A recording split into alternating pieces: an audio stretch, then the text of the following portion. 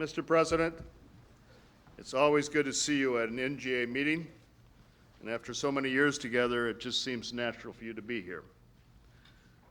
You have a long record of partnership.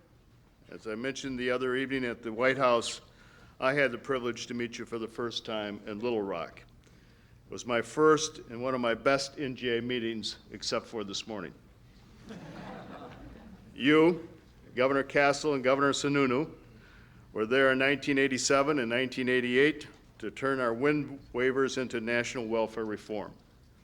We're here again today to move these reforms forward. You led the efforts in NGA for one of the best block grants around, the Child Care Block Grant. You also joined with me, or I joined with you, in trying to repeal the Boren Amendment. And I want you to know we made a giant step forward today to repeal the Boren Amendment and many others. There are 6 of us still who are here. We're there for the Education Summit in 1989. We are calling another Education Summit in March of this year, on March 26th and 27th, and we've invited you to be our speaker, Mr. President. We look forward to working with you for what we consider desperately needed education reforms that meet the tests of today's world. We can point proudly to the accomplishment of our strong partnership, ICE-T, the largest block grant for a better transportation system, an expedited waiver process, and the promise to even abolish the waiver process, which every governor around here hopes we will be able to succeed on. And finally, Mr. President, a full agreement on a bipartisan basis and a strong bipartisan basis to eliminate the Boren Amendment. Thank you, Mr. President, for mandate relief, regulatory reform, and paperwork reduction. Mr. President, the power of our partnership has proven very effective in support of the people of the United States. We have come far, but we must go further. We are ready to move this partnership forward in welfare, health, education, and the environment. And this morning, as you were listening to the debate, we moved a great deal towards Medicaid relief. Mr. President, thank you for coming, and welcome back to the Governor's Organization, which you once led.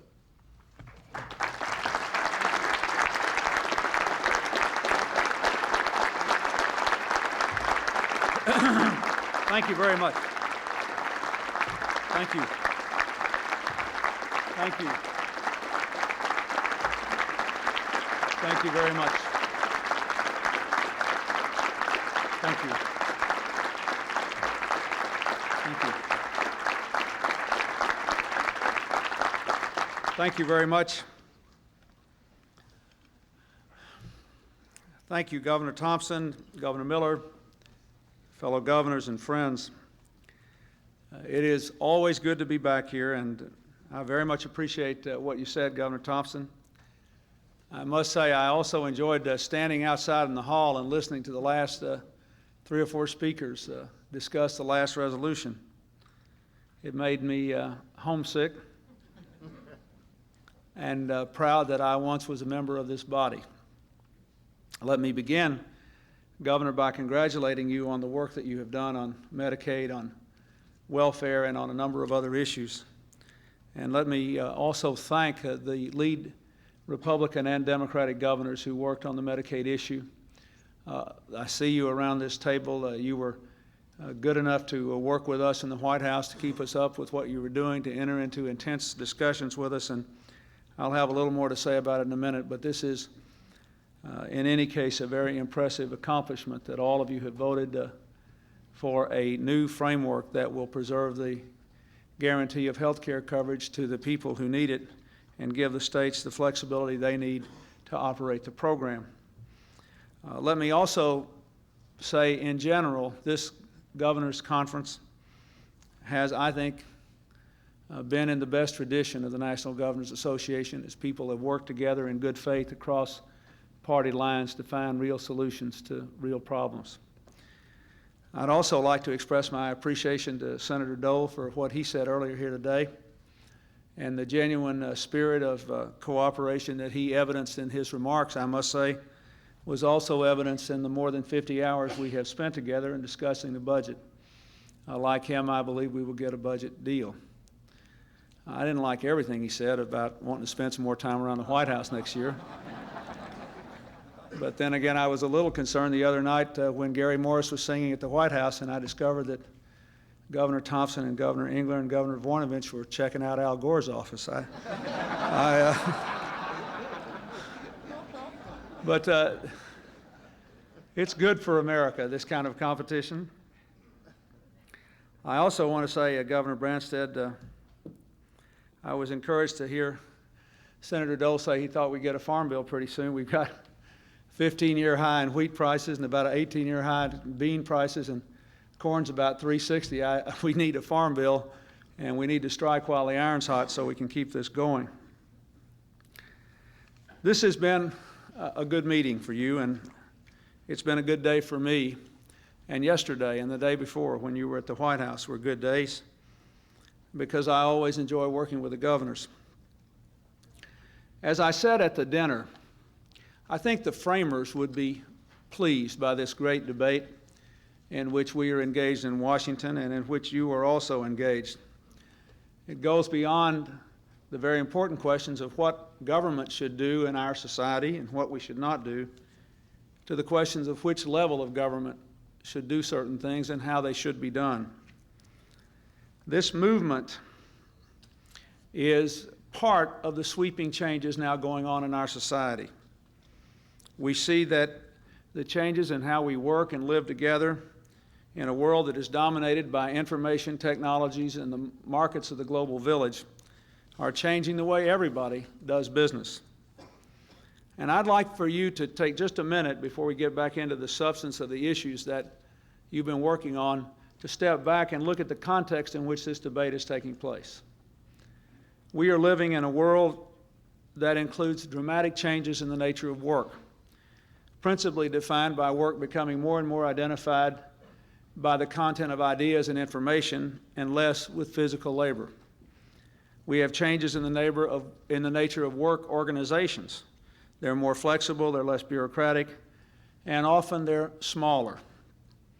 It's interesting that in all the new businesses that have been created, new jobs that have been created in our country, for the last 15 years, the Fortune 500 companies have reduced their aggregate employment in each of those years. In the last 3 years, however, small businesses owned by women alone have created more new jobs than the Fortune 500 has laid off.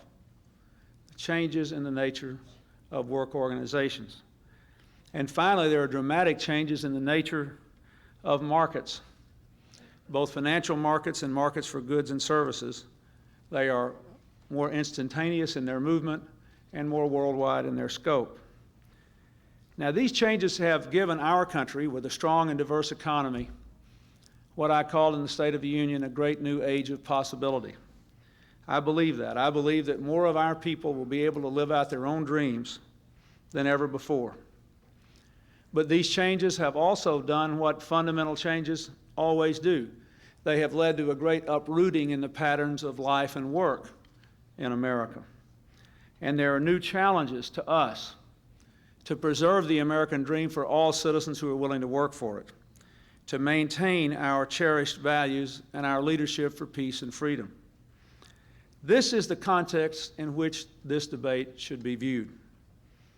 Look at the economic picture. America in the last 3 years has almost 8 million new jobs, the lowest combined rates of unemployment and inflation in 27 years, a 15-year high in home ownership, an all-time high in exports, which has in large measure led to those high prices for farm products that I mentioned. The auto industry leads the world again. We've had 700,000 new jobs in construction. We're number one in the manufacture of telecommunications satellites. And each of the last 3 years, our people have set successive records for the formation of new businesses and for the creation of new self-made millionaires, not people who were given their money, but people who made it with the opportunities that were there for them in this country. This is a remarkable thing. But it is also remarkable that for the first time in our history, all this occurred while more than half of the American people didn't get a raise and felt increasing insecurity about job loss, or the loss of health care or pension benefits, or the ability to educate their children. Yesterday, I had a conversation with an old friend of mine from a western state who is a marvelously successful person now in his own right. And by pure accident of history, 40 years ago and more, he and his brother and I attended the same little brick grade school in my hometown in Arkansas. He's a terrific success. He's had a great life. His brother made a great success of his life, but at the age of 49, he has already been laid off twice from 2 different companies simply because the companies were bought by other companies. Not because he was unproductive, not because there was something wrong with him, not because he didn't do what he was supposed to do in life. The other day I got a letter from a friend of mine that I keep in touch with, a man I went to grade school with who came from a very poor family. He was the first person in his family to graduate from college. And he told me that after 9.5 months of looking, he had finally gotten another job. He was an engineer with a Fortune 500 company who at the age of 49, along with 2 other 49-year-old engineers, was laid off. And they had children to educate, things to do. And this is also a factor of this great churning economy. So we have to see this economy in terms of all of its possibilities and its continuing challenges, which presents a paradox. You can imagine what the ordinary person feels going home at night after work and turning on the television and hearing how great the economy is and then filtering it through their own personal experience. It just depends upon whether their experience conforms to the statistics, whether they really buy it. Our challenge is to figure out how to keep in motion all these wonderful changes and shape them in a way that makes the American dream available to everybody again. It's a great challenge, but we can do it. If you look at the world, you see the same thing. America has been very fortunate, not only in the trade numbers I mentioned, but to play a role in leading the world toward peace and freedom and greater security, not only in the obvious places like Northern Ireland and the Middle East and Bosnia and in Haiti, where tomorrow, for the first time in the history of the country, they will have a peaceful democratic transfer of power, but in reducing the threat of nuclear weapons, extending the Non-Proliferation Treaty, passing START II, trying to get a comprehensive test ban treaty this year. But at the same time, we know, and we have seen in our own country, that there are new threats to our security that are a function of the age of possibility, where people can move around in a hurry, where people can get information on the internet about how to build bombs, where anybody can be a neighborhood terrorist because of the high-tech information you can get as long as you've got a computer, where someone in Tokyo can break open a little vial of poison gas and kill hundreds of people. So we have new challenges, even as we become more secure. And we see it in terms of what's happened to our ability to maintain our basic values. I am profoundly encouraged that the crime rate, the welfare and food stamp rolls, the poverty rate, and the teen pregnancy rate, and even the divorce rate are down in the last couple of years. I think that is a very good thing for America. But let's face it, we all know they're still too high. And we all know that we pay a price together because they are. So I say to you that as we debate this great transformation of government, the question we really ought to keep in our mind is, are the changes we're making going to contribute to making the American dream available to all our people? Are we going to accelerate all the wonderful things that have brought us this age of possibility and meet the challenge? Are they going to help people to solve their own problems? Are they going to help families to solve their own problems? Are they going to help communities to work together to solve their own problems? That, it seems to me, is the great question of this age. Government should change just like all other big organizations are changing because the demands are changing, the objectives are changing. We are doing what the framers intended us to do. And in the exercise you have performed here in the last 3 days by getting together and working hard and dealing with these tough issues and always trying to consider what the human impact of the changes was going to be, you have done what the framers knew we would have to do from time to time if our great country was going to endure. In the State of the Union, I tried to outline what I think our major challenges are, and let me just briefly recount them here. I think as a people, not the government's challenges, our people's challenges. to build stronger families and better childhoods for all of our children, to open educational opportunity for every single citizen, for children and for adults for a lifetime, to develop a new economic security for all families that are willing to work for it in a way that supports the dynamism of this economy and doesn't undermine it, to make our streets safer and take them back from gangs and drugs,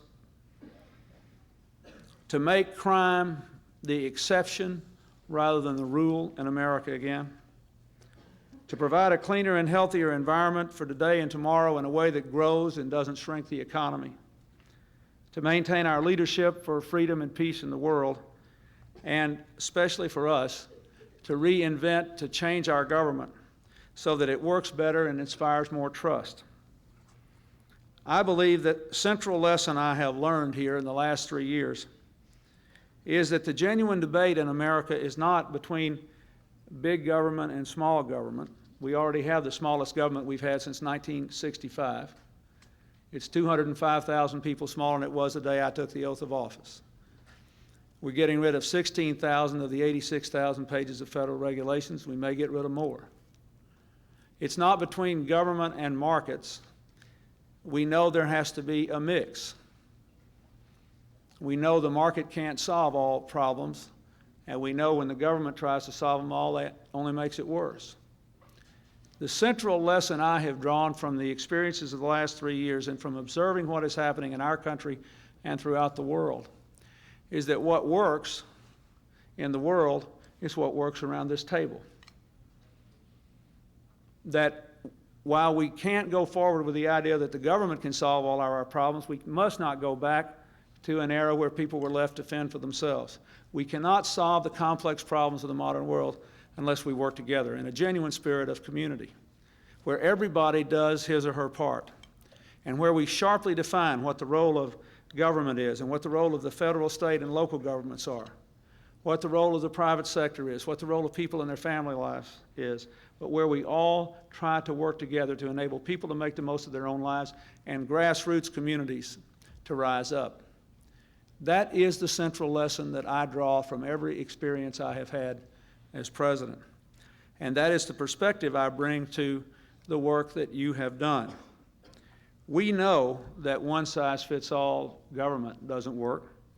We know that the American people are not about to get rid of all government, and they shouldn't. And we do know, I believe, that we can't go back to fend for yourself, winner-take-all society. Our national government shouldn't try to do everything. There are some things that we should do, that we do directly. National defense is the best and clearest example. And our military does it better than anybody else in the world, and better than they ever have. We do have, it seems to me, when we have national challenges, a responsibility to articulate a clear national vision, set goals, challenge people from every walk of life to meet the goals, and then do what we can to empower them to succeed. In other words, sometimes what we have to do is define the what and let others, as much as possible, determine the how. That's what the crime bill does. It was clear to me when I became president that there was something terribly wrong when the violent crime rate had tripled in the last 30 years and the size of our police force had only gone up by 10%.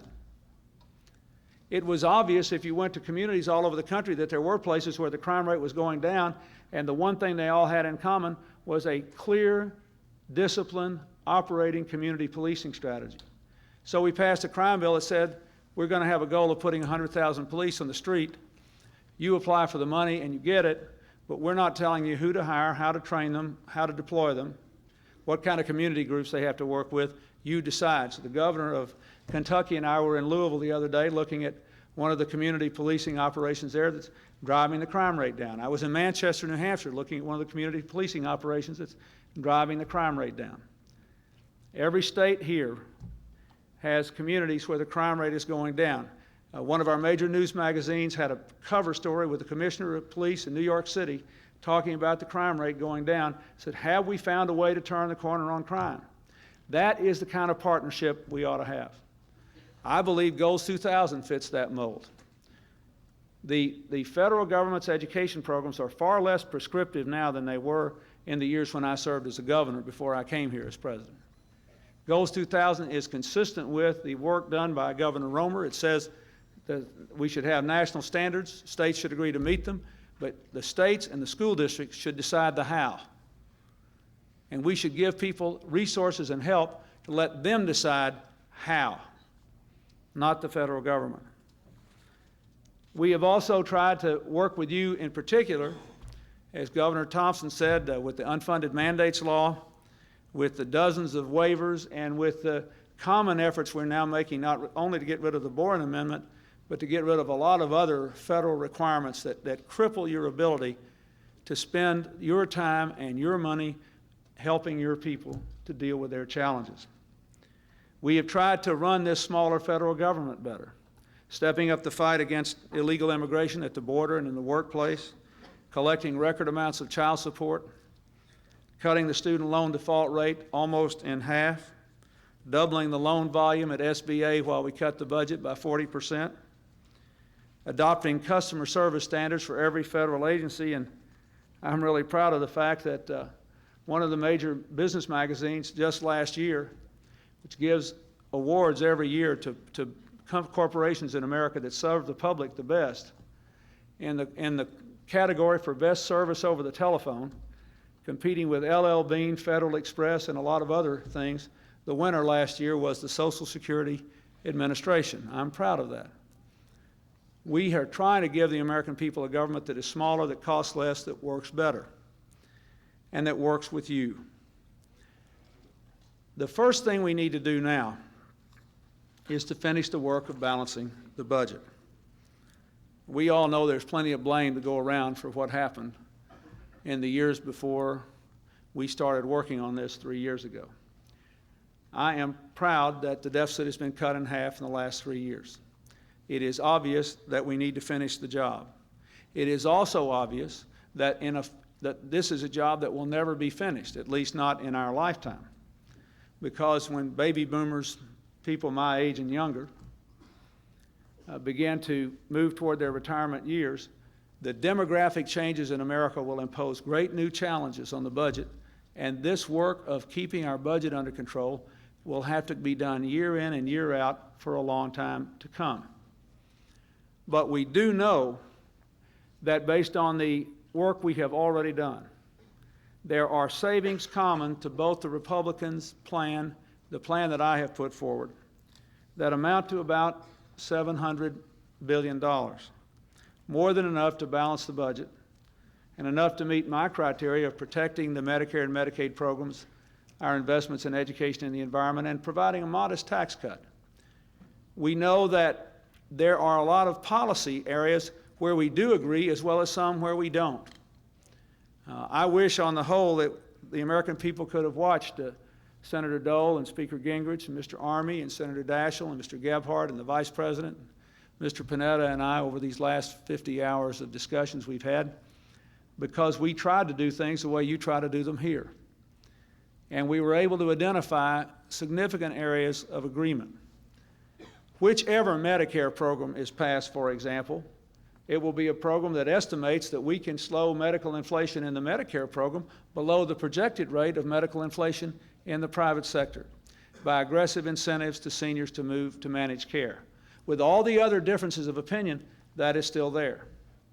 However the final Medicaid program comes out, and I think you have gone a long way toward influencing that today in a positive and constructive way, we are going to slow the inflation rate in Medicaid well below the projected rate of health inflation in the private sector because of giving you greater flexibility to move toward managed care and to do other things as well. This is encouraging.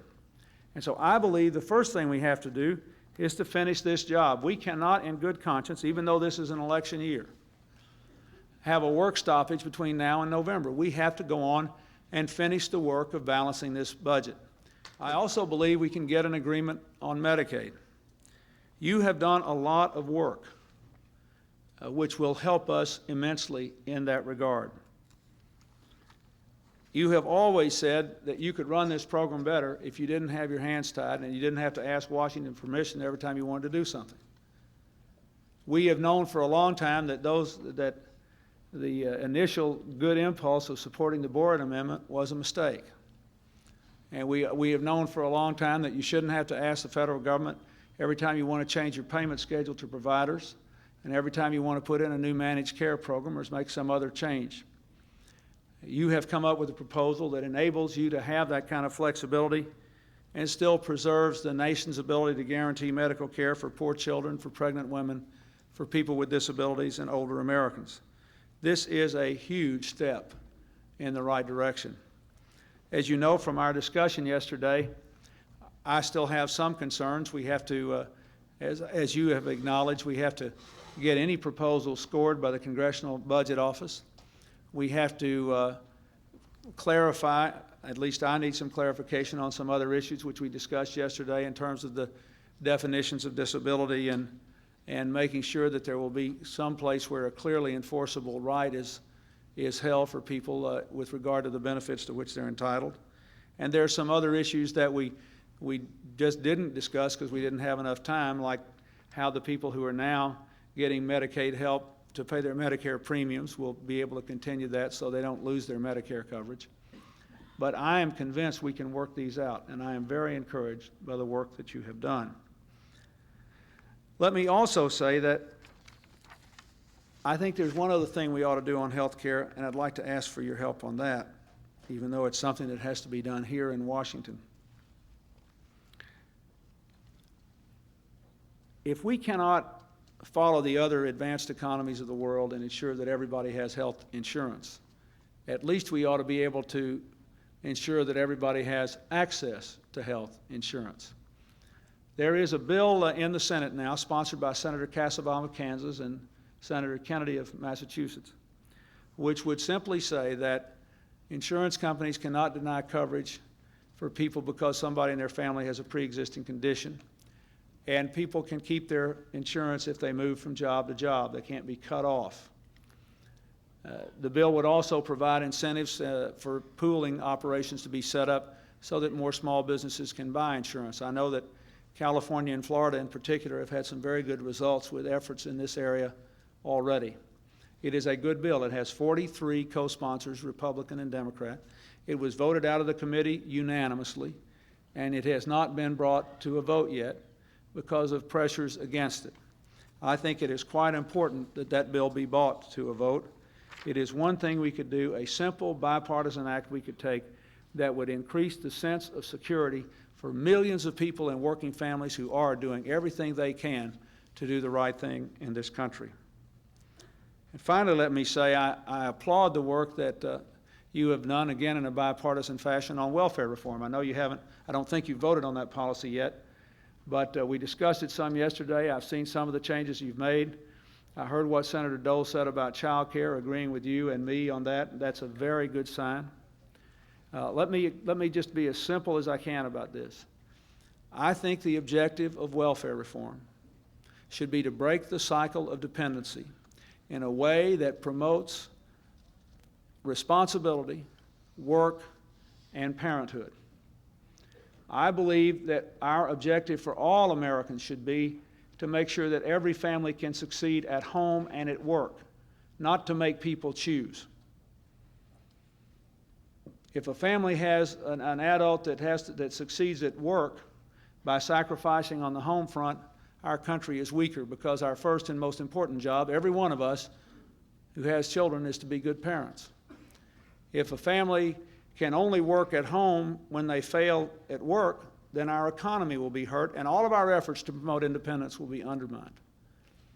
So everything I have done in this welfare debate has been designed with that in mind. How can we design a system that will be tough on responsibility, tough on work requirements, disciplined, but that will reward family and child rearing as well as movement into the workplace? And I think if we all keep that in mind, that we want a country where people succeed at work and succeed at home, then we'll come to answers in common, like the child care answer that the governor's recommended. We will do that. In terms of the details of running the program, and you're not having to come to us every time you want a waiver, I could not agree more with that. I think there have been a lot of the good ideas that have come out of this in the last 3 years. Every one of them, as far as I know, has come from the states. If you just look at, let me just mention one that I have promoted relentlessly since Oregon and a number of other states started trying it. But in the areas where there are not enough jobs today, how are we going to get jobs for people on welfare? In the areas where the markets are tight, how will we give employers an incentive to hire people on welfare? One of the things that you can do now, but every one of you will be able to do if we pass meaningful welfare reform, is to make your own decision to cash out the welfare and food stamp benefits and give it in the form of a job supplement to an employer to hire somebody to go to work instead of to stay idle and draw that same amount of money. There are lots of things like this that can be done. You can do it. And I believe we're going to pass welfare reform legislation, and I think when you take a stand here today saying that we ought to, that the Senate bill was a good bill, I thought, and I thought far superior on most points to the one that came out of the conference that I vetoed, but it had some problems, and the biggest one for most states was the child care problem. You have addressed that here. And you have said, okay, be tough on people, make them go to work, but don't ask them to hurt their children. That's all any American could ever ask. And I think when you do that, you're going to give us a real chance to pass welfare reform, and I thank you for that. So I would say again, I think you've had a pretty good meeting here. I think you have contributed to the climate that will help us to balance the budget. You have contributed immeasurably to helping us to resolve the impasse over Medicaid. You have contributed to the impulse to move to genuine welfare reform. We can do all these things if we do them together. Let me say again, every time this country works together, every time we reach across the lines that divide us, we never fail. We dissipate cynicism, we dissipate mistrust, we dissipate anxiety, we dissipate anger. Every time we do that. Abraham Lincoln said this a long time ago. We can succeed only by concert. It is not, can any of us imagine better, but can we all do better? The governors always attempt to answer that question with a resounding yes. Thank you very much.